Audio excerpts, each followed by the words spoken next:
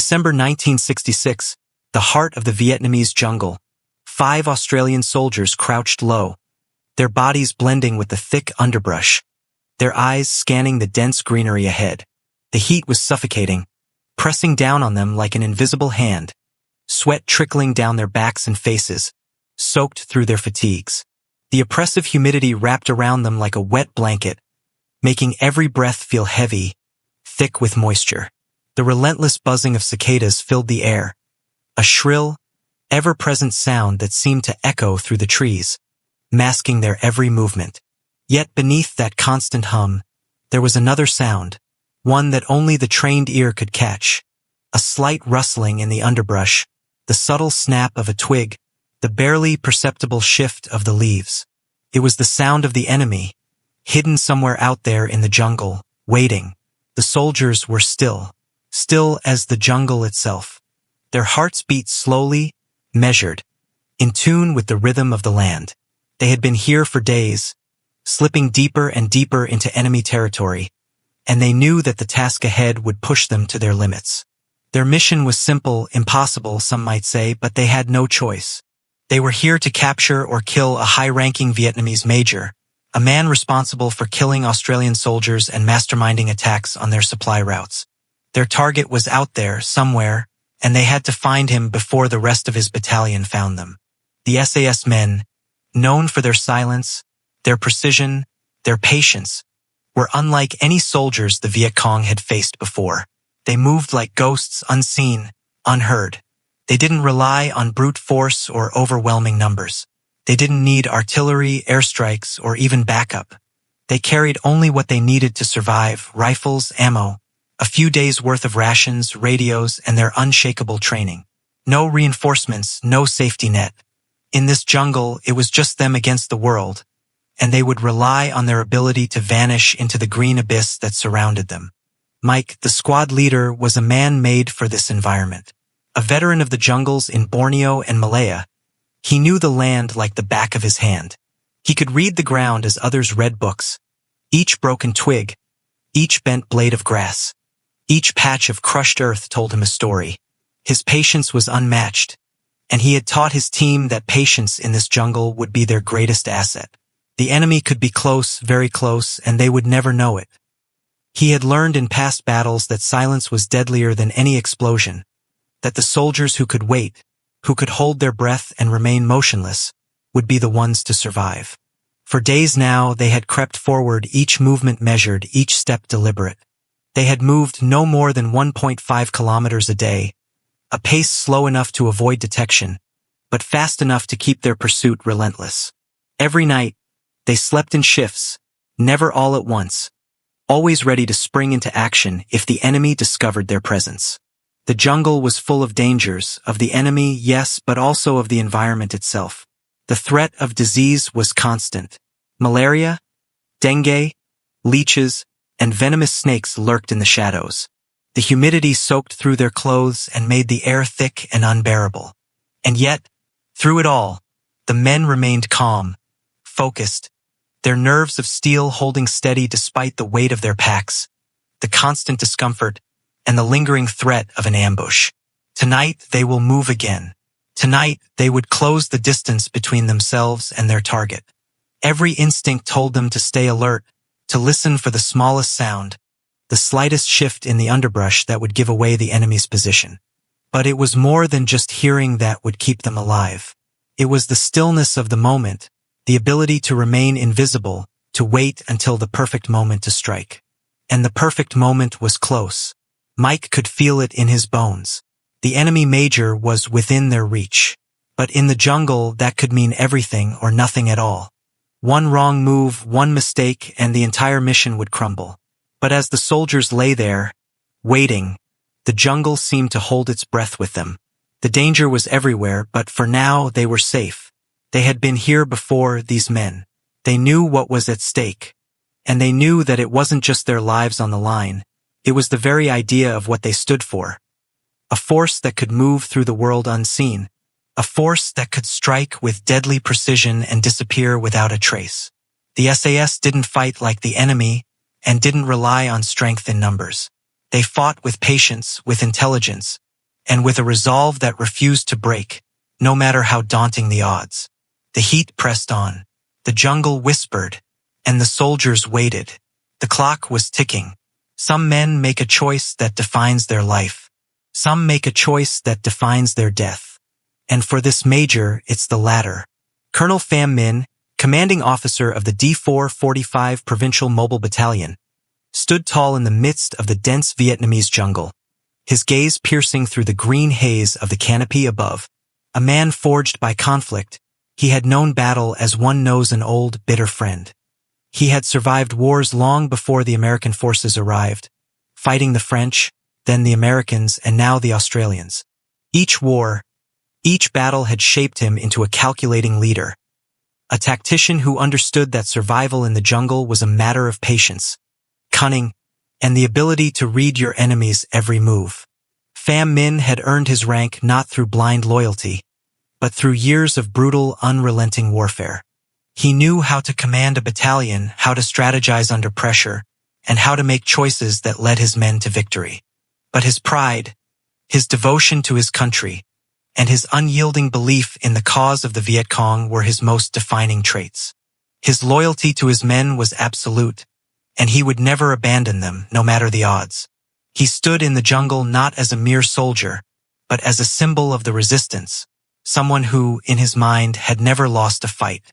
His mind, always sharp, was constantly working, always weighing options, calculating risks. That morning, he had just received word that the Australians, whom he had heard about in scattered intelligence reports, were moving deeper into enemy-controlled territory. The Australian SAS were known for their silence and precision, a shadowy force that seemed to appear out of nowhere and vanish just as quickly. Pham Minh had encountered such forces before, and he knew what they were capable of. But he was not afraid. He respected their skill, but he was confident in his own. He was not some young, untested officer. Pham Minh had faced American and French soldiers, fought on fronts where the air was thick with the smoke of gunfire and the stench of death. He had seen the horrors of war, but had never once flinched. His mind was always in motion, always considering every angle, every potential move. But in this jungle, his greatest weapon was his pride. He was the hunter, the one who dictated the terms of engagement, the one who chose the moment of confrontation. In the past, he had ambushed patrols, sabotaged supply lines, and attacked vulnerable targets with quick, violent precision. But now it was different. The Australians had pushed him into a corner. He could feel the tension in the air, the pressure mounting.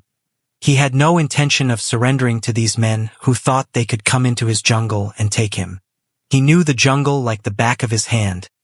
Every crevice, every trail, every hidden camp. No one could outwit him in his own domain. What Pham Minh did not know was that his every move, every decision, was being watched by 5 unseen eyes. The Australians, the very soldiers he had underestimated, were silently observing him, waiting for the perfect moment to strike. To him, the jungle was still his. It was a realm where he had always been in control, where his experience and knowledge had made him an untouchable force. But little did he know, 5 soldiers were watching, waiting with the same patience that had kept them alive for days in the depths of the jungle. They were the perfect counter to everything he had relied on.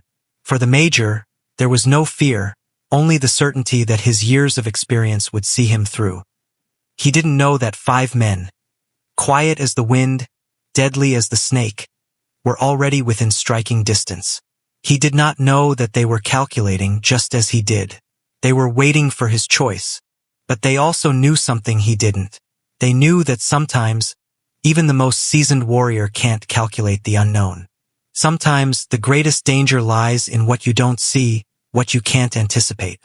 As he stood there, his mind racing through potential strategies, he never once considered the possibility that the jungle was no longer his alone. The sun beat down on him, the weight of his responsibility pressing down just as heavily as the heat. But nothing was heavier than the choices he would soon face. He could sense the growing tension in the air, the realization that something was coming, but his pride pushed those thoughts aside. He would not yield. He could not afford to. And so, as he moved deeper into the jungle, away from his command post, Unaware of the quiet threat just ahead, Pham Minh continued his mission. One more move in the long game of survival and conquest. Little did he know, this would be the choice that would define his end. For the Australians, their patience had paid off. The game was in motion and they were ready. The Major's choice was about to be made, and for him, there would be no escape. They waited, not for days, but for hours that stretched like years. Every minute spent waiting was a minute of uncertainty, a minute of silent preparation for what would either be a victory or their final breath. Time seemed to stretch and compress in the jungle, each second thick with the weight of what was to come. The air hung heavy around them, thick with moisture. The sounds of the jungle muffled as they lay hidden in the underbrush, barely moving, barely breathing. Mike could feel the tension in his chest, the tightness that came from knowing they were so close, yet still so far. He had watched this Major for days, tracked his movements, learned his habits.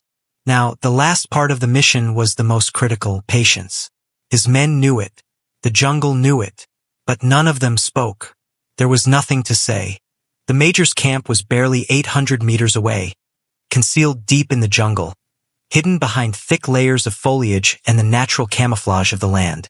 It was a place Pham Minh thought was safe, a tactical hub, complete with a communication bunker and a handful of guards. Mike and his patrol had been watching it for the past 2 days, learning the rhythms of the camp, identifying the weak spots in the sentries' patrols, waiting for the smallest slip-up that would give them their chance. The jungle pressed in on them. Every movement felt like a betrayal, a signal that could alert the enemy. Every rustle of leaves could be the sound of the Viet Cong picking up their trail. Every flicker of shadow through the trees a warning of imminent discovery. And yet, they remained perfectly still, their bodies molded to the ground like statues, their eyes locked on their objective. The slightest noise, the smallest misstep, could turn the tide. A whisper too loud, a movement too fast. It would be over. One shot, one alert, one mistake, and they would be dead before they even knew who had killed them. The soldiers' bodies were stiff with the strain of their stillness, each muscle locked in place, aching from hours of immobility. Mike could feel the sweat on his back, could taste the salt on his lips, but he dared not move. The humidity was a constant assault, soaking through their clothes, pooling at the back of their necks, but still they waited. The weight of the oppressive heat was nothing compared to the weight of the decision that loomed ahead. Every moment of waiting brought with it the same thought. What if this is the moment they fail? It was a fear they all carried, though none of them spoke it aloud. In this jungle, with the enemy only a stone's throw away, failure would not be just a loss of life, it would be annihilation. The psychological toll of the waiting game was profound. It gnawed at their nerves, clouded their thoughts, and wore away at their resolve. Patience had become their only ally, and with every passing hour, it was tested further. The soldiers knew they had to wait until dawn. That was when the Major would leave his bunker, walk the familiar path to his morning briefing, and make himself vulnerable. It was a routine, a pattern they had watched long enough to know by heart. But knowing when he would emerge didn't make the waiting easier. If anything, it made it worse. The anticipation of that first step out of the door, the moment when everything would come to a head, was enough to make even the most seasoned soldiers tremble. They were 5 men in the middle of an entire enemy battalion, surrounded by hundreds of soldiers, by artillery, by weapons that could end their lives in an instant. And yet, they were the ones who had control. They had no backup, no safety net, no tanks or helicopters to call in. It was just them, their weapons, and the jungle. The minutes felt like hours. The hours stretched into a lifetime.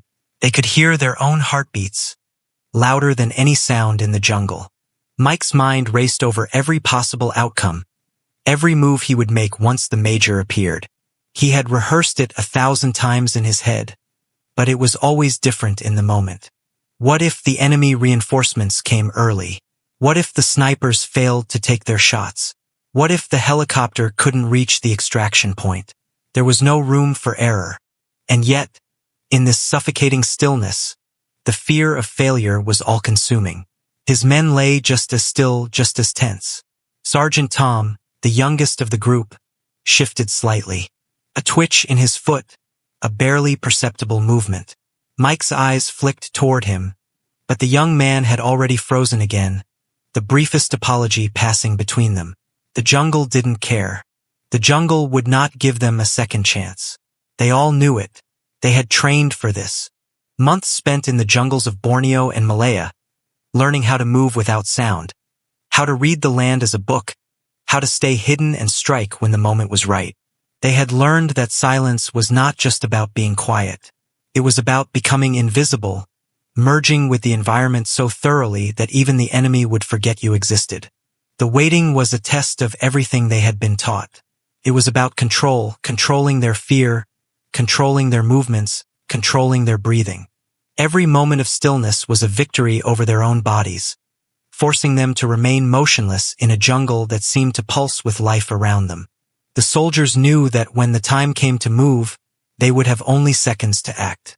Seconds to carry out a plan they had spent days perfecting. Seconds to change the course of the mission. Mike glanced at his team. There was no need to speak. They all knew the stakes. And as the hours dragged on, the realization settled in. This would be their moment. This would define them. They weren't waiting just for dawn. They were waiting for the decision that would either be their triumph or their death. Every second, every breath, felt like a final countdown. It wasn't just about the major anymore. It was about surviving the storm that was coming. The plan was madness. It defied every rule they had been taught, and yet it felt like the only choice. Sometimes the most dangerous thing you can do is nothing at all. Sergeant Mike stood there in the thick brush, the oppressive humidity weighing on him, his mind whirring with calculations and what-ifs. In this jungle, where silence was the deadliest weapon and patience was the strongest defense, his next move would either be the most brilliant stroke of genius or the last mistake he ever made. Mike surveyed the scene in front of him, his eyes scanning the Major's bunker complex, nestled like a shadow in the thick undergrowth. The Viet Cong had set up a solid defense, sentries posted at regular intervals, guards watching the trails. An inner ring of security meant to detect any large-scale assault. On paper, the SAS soldiers didn't stand a chance. Conventional military doctrine would call for overwhelming force, artillery bombardment, airstrikes, and a large assault to destroy the enemy's position. It would be the predictable approach, the method that every officer in every army would expect. It would be the safe choice. But Mike didn't think in terms of safety. His mind wasn't bound by the typical rules of engagement. He had spent too much time in jungles like this, in places where the terrain was as much of an enemy as the soldiers on the other side. Mike's understanding of the jungle was deeper than tactics, it was instinct. And his instincts were telling him that the best way to destroy this enemy wasn't by striking hard and fast. No, the key was precision, surprise, and waiting for the moment when their vulnerability was exposed. The operation he was proposing was simple but audacious. Crawl within 50 meters of the Major's bunker and confront him face to face. No artillery support, no backup, no airstrikes to clear the way. Just 5 men, armed with suppressed weapons, moving through the jungle like shadows, and when they got close enough, they would walk up to the Major and demand his surrender. If he refused, they would kill him and his command staff, take what intelligence they could carry, and get the hell out before the enemy knew what hit them. The plan felt like madness, but Mike knew it was the only way. Anything louder, anything more aggressive, would alert the Viet Cong. The entire camp would be on high alert before they even reached the Major. The snipers could create confusion, but they needed to be close enough to strike swiftly. And once they moved, they had to be fast. One wrong step and the mission would be over. There was no room for failure. The Major's position was well protected, and his battalion was just a few kilometers away, poised to respond at a moment's notice. But Mike trusted his men. They were disciplined, relentless, and trained to operate under the most extreme conditions. They had survived in the jungle for days, never once raising suspicion. Now they would move as one, silent, fast, and precise. Mike looked around at his team. They were ready, but they understood the gravity of the situation. If the plan failed, they would be outnumbered 20-1 with no hope of retreat. It was a gamble, and the stakes were higher than any of them had ever faced before. But there was no other choice. "It's either this or we wait for them to come to us," Mike said, his voice low but steady. "We won't have that luxury. We're going in and we'll get him quick and clean. We don't get a second chance." The men nodded, their faces grim but resolute.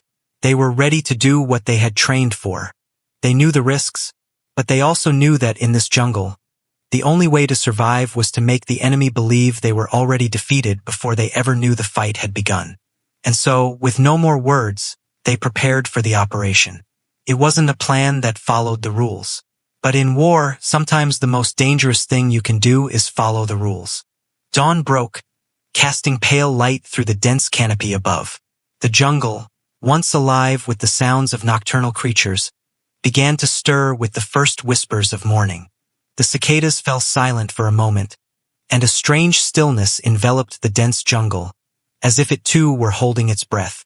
In this fragile moment, 5 men rose from the earth like shadows, blending seamlessly with the green expanse. Their mission was now unstoppable.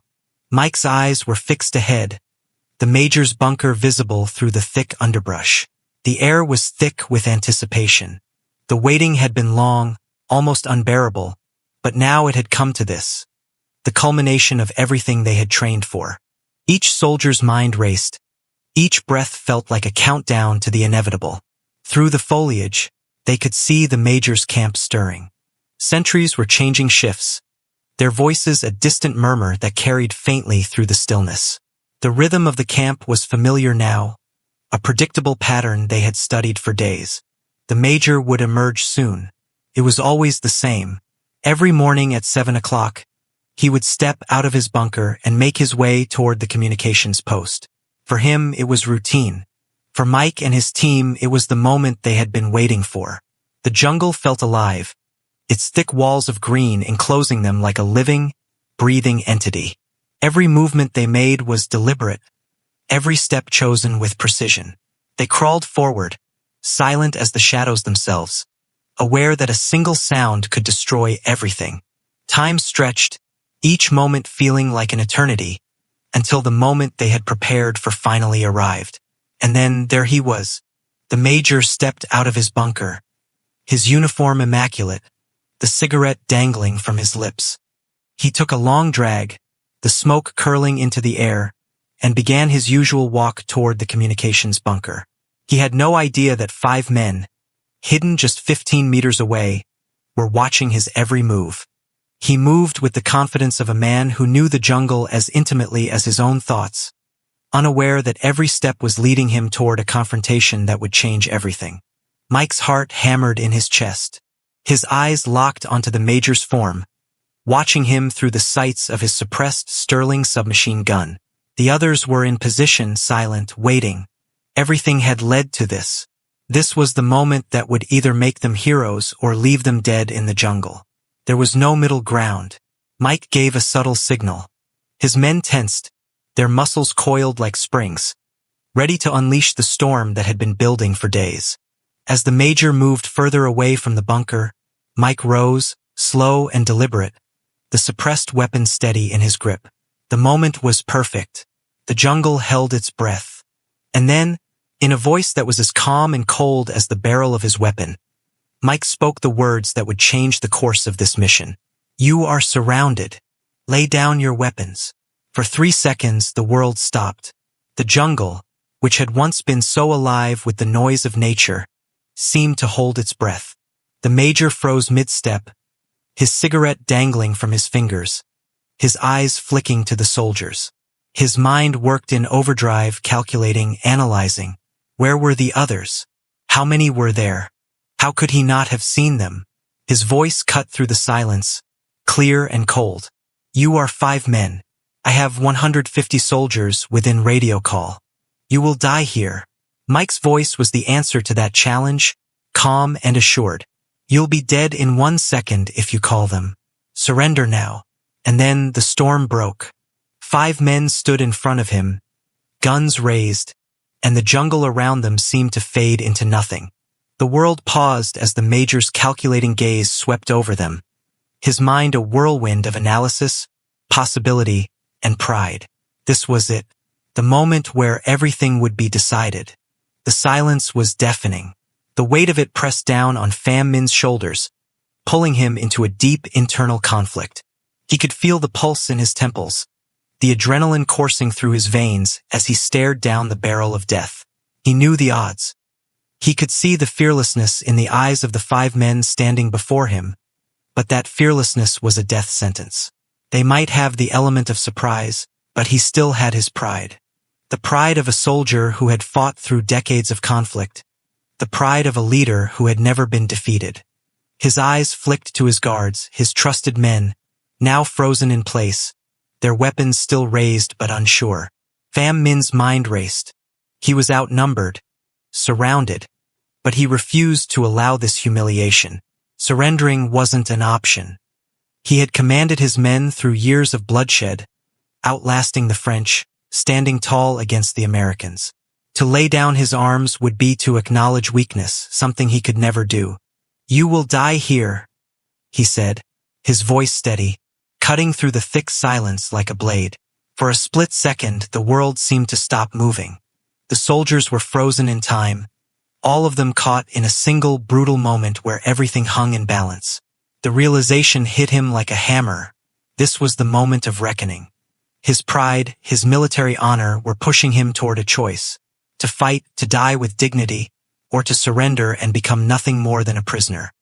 His mind flashed back to his days of service, to the battles where every decision had been made with the certainty that he could lead his men to victory. But this wasn't a battle he could win in the traditional sense. He could fight, yes, but his men were too few. They would be slaughtered if he didn't make the right call. The weight of the decision pressed down on him, but in the end, it was his pride that won out. He would not surrender. Not today. Not ever. The air in the jungle seemed to grow thicker, the stillness suddenly unbearable. Every muscle in his body tensed. He would fight. Even if it meant death, it was a better fate than living with the shame of surrender. Mike's voice cut through the tension. Cold, calculated, and unwavering. "You'll be dead in 1 second if you call them. Surrender now." The major's hand twitched, hovering near the radio. The decision had been made. His hand dropped. "Then I die here," he muttered, his voice barely audible over the hum of the jungle. The soldiers didn't hesitate. They couldn't. The moment of truth had arrived. The operation had spiraled into chaos. There was no turning back now. The first shot rang out, shattering the silence that had held the jungle in its grip. The sound of the suppressed rifle was a sharp crack, a mechanical cough that seemed almost unnatural in the stillness. And then, as if a dam had burst, the jungle exploded into chaos. The major's body fell, crumpling to the ground in a heap. The guards, still reeling from the shock, raised their weapons in desperation, but they were too slow. Another burst, and one of the bodyguards dropped, his rifle clattering to the ground. The second guard barely had time to react before the third shot rang out, and he too fell. The operation had turned from a calculated mission to a violent escape in a split second. The jungle erupted with the sound of gunfire, the air thick with smoke and the acrid smell of gunpowder. The SAS soldiers, trained for moments like this, moved with precision. They had rehearsed it, planned it, but now it was no longer about skill, it was about survival. Mike's team didn't flinch as bullets zipped past them, striking the ground around them, but never touching their flesh. Their eyes were sharp, their movements fluid as they raided the command bunker. The chaos outside, the gunfire, the shouting, the rush of enemies pouring out of the bunkers, only made them more determined. This wasn't about taking prisoners anymore. This was a race against time. They grabbed what they could, maps, documents, a few pieces of intel, and stuffed them into their packs. The clock was ticking. The chaos was spreading. They were in and out in under 3 minutes. Fast, efficient, clean. But the escape was just beginning. The jungle, once their ally, was now a prison, and the enemy was closing in.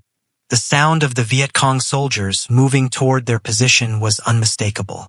They could hear the sharp cries of command, the rustling of hundreds of boots pounding against the earth. They had to move, and they had to move fast. Mike didn't hesitate. "On me!" he shouted. "We go now." They ran, not out of fear, but out of necessity. The jungle that had once hidden them now became their prison, and the enemy was closing in fast. They moved like shadows, slipping through the dense undergrowth, but the weight of their packs slowed them down, and they could hear the Viet Cong's footsteps growing closer. 6 hours. 6 hours of running, hiding, evading. The SAS soldiers knew the jungle better than their pursuers. They knew the trails, the streams, the hidden paths that could lead them to safety. But even in this familiar terrain, the odds were stacked against them.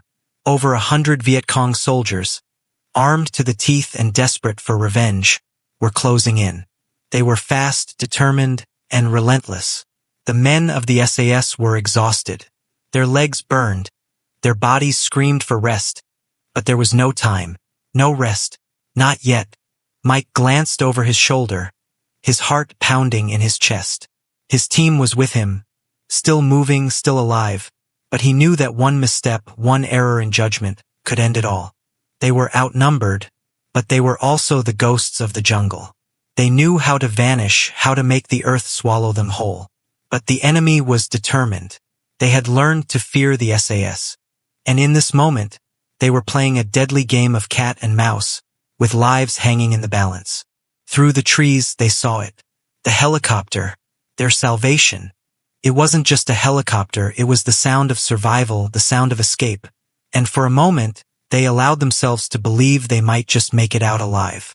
The roar of the chopper's blades sliced through the dense jungle noise, a beacon of hope cutting through the fear and exhaustion. Mike's voice crackled over the radio. "We're almost there. Keep it together. Almost home."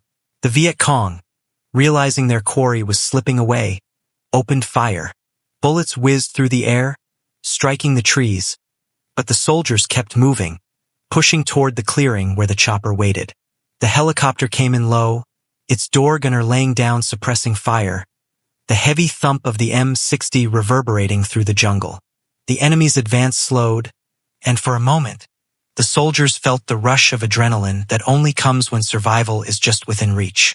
They climbed aboard, battered but alive, the chopper's engines roaring as they lifted into the air, the jungle slowly fading away beneath them. They had made it out, but even as the chopper gained altitude, the weight of the operation's cost hung heavy in the air. They had won the battle, but the war was far from over. As they flew back to base, the men sat in silence, their bodies bruised, their minds clouded by the violence of what had just transpired. Their success had been swift and brutal, but the larger picture remained unchanged. Mike sat in the corner of the chopper, staring out at the green expanse below. The intelligence they had gathered could change the course of the war, but that was a long shot. The war raged on, and they were just one small part of a much larger, more complex conflict. What did it all mean? The question lingered in Mike's mind as the chopper flew on, his thoughts drifting back to the major. His pride, his defiance. The man had chosen death over surrender. In the end, wasn't that the ultimate decision for all soldiers in this war? The jungle, once so familiar, now felt distant, as if it had swallowed up the memories of the battle and left nothing but the weight of survival. The soldiers had done their duty, but the cost was more than they had bargained for. They had survived. But at what price? Victory was fleeting.